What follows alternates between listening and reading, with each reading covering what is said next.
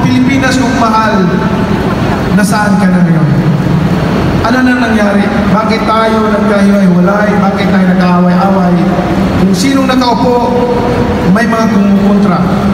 Ang programa ng ating Pangulo ay napakaganda. Doon sa Bagong Pilipinas po, ay kasama po doon ang isa sa nagustuhan ko, yung sustainable livelihood. Sustainable livelihood at saka pabahay. Alam niyo po, bago ko ituloy ang topic na yan, gusto ko lang po sabihin sa inyo na ako'y natutuwa at masaya dahil sa naiambag kong karangalan sa ating bansa at ang bansang Pilipinas. At ang bansang Pilipinas nakilala hindi lamang dito sa buong Asia kundi sa buong mundo. Bilang Pilipino, proud na proud ako. Proud na proud ako dahil nailagay natin sa mapa ang ating bansa. Yes, Philippine Sea. At ang nais ko sana na tayong lahat nagkakaisa para sa isang pangarap na umasinso ang bawat Pilipino, ang bawat pamilya.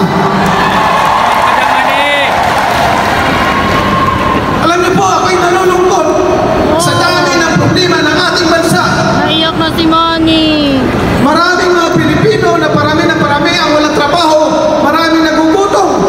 Ako man po, nakaranas ng gutom. Galing po ako sa pinakamahirap na pamilya, natutulog po ako sa kalye.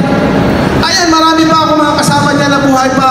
Saksi sila na ako, natutulog sa kalye. Ang sapit ko, karton lang. Naranasan ko po yun, kaya ganun na lang ang aking concern sa ating mga kababayan na naghihirap. Naranasan po namin na hindi makakain ng pagkain sa isang araw. Tubig lang inumin namin para makasurvive. At yung moment na yan, hindi ko makalimutan sa buong buhay ko. Habang ako'y nabubuhay, talagang tumutusok sa puso ko at naalala ko palagi tuwing may nakikita ako mahirap. May isang pagkataon po kasi nangyari sa buhay namin. Alauna yung ng hapon, ang kapatid ko, ngayon gobernador na po siya sa awa ng Panginoon. Gobernador pa siya ng Sarangani. 5 years old pa lang po yun. At umiiyak na alauna yung ng hapon. Walang almusal, walang panangalian. Humihingi ng pagkain, mama, pagkain, gutom ako. Kami, gutom na rin kami. Pero ang sabi ng mama namin, ni Mami T, mga anak, ano magagawa ko? Wala akong pera pambili ng pagkain. Uminom lang muna kayo ng tubig. Baka mamayang gabi makahanap din ng pagkain. Yung moment na yan, na hindi ko makalimutan, habang ako'y nabubuhay at tuwing may nakikita akong mahirap dito sa ating bansa, tinutusok yung puso ko. Gusto ko silang tulungan. Gusto kong paularin ang bansa natin. At ayaw na ayaw ko tulungan. Ayaw ko na maiiwanan sila.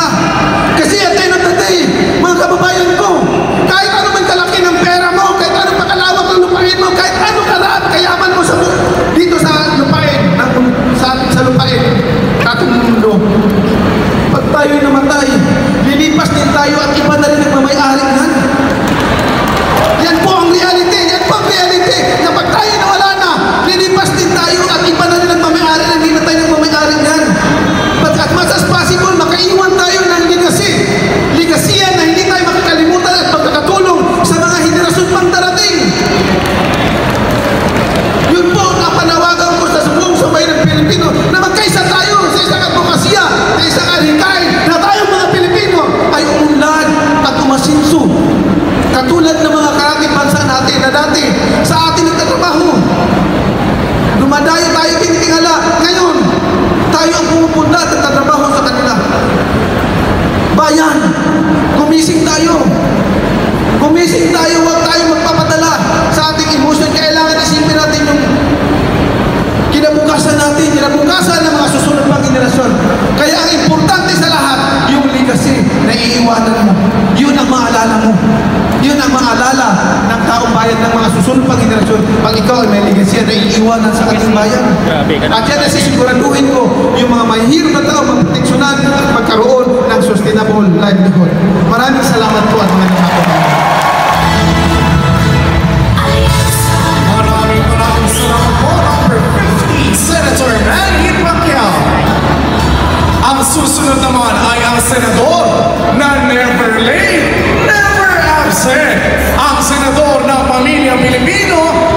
Senator Tito Soto.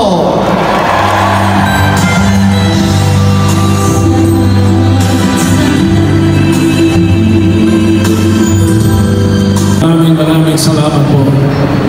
Magandang hapon mga namarkat sa Ilocos Norte. Noong unang panahon, once upon a time, sabi nga, ako po yung naging vice mayor ng Quezon City.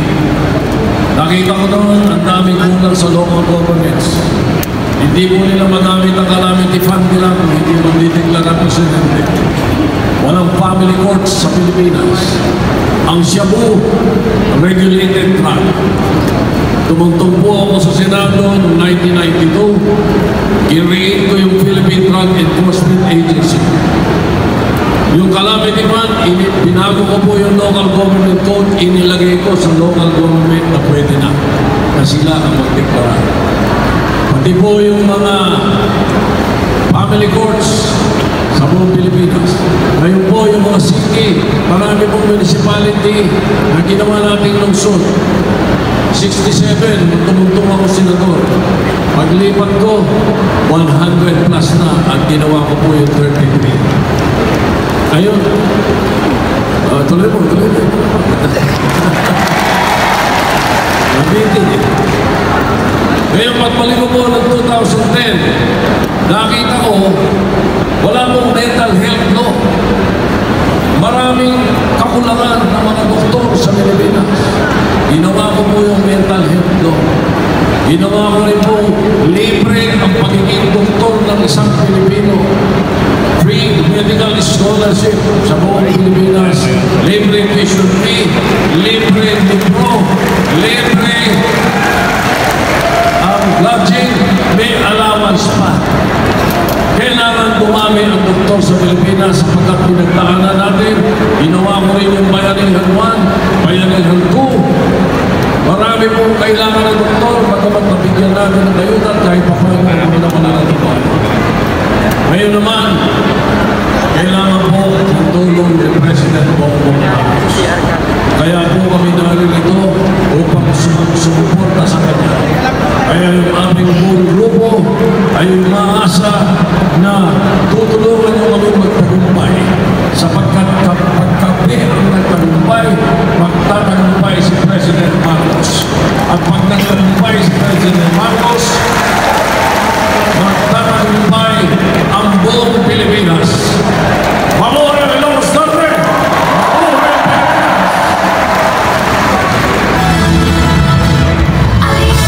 Maraming salamat po, number 59, Senator Tito Soto. Ang susunod